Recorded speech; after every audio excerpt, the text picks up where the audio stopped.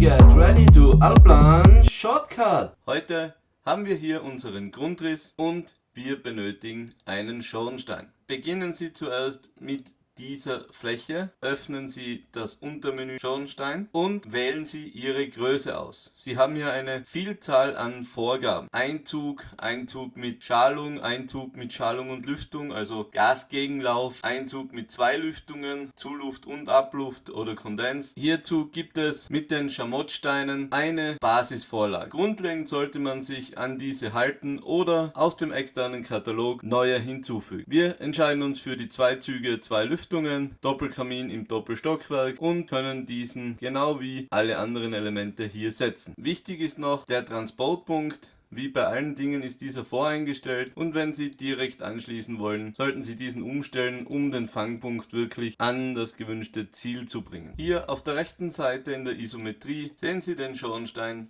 schon eingepflegt mit den Anschlüssen nach unten. Sie können hier auch direkt an die Gewerke verteilen oder im Gewerkmenü eigene Gewerke hinzufügen, sofern Sie hier jemand Speziellen haben. Achten Sie jedoch darauf, dass bei Hinzufügungen immer die ganze Backup-Datei hinzugefügt und ausgefüllt werden muss, um die Abrechnung für BIM einzubringen. Das waren die Kamine und nun geht's zum nächsten.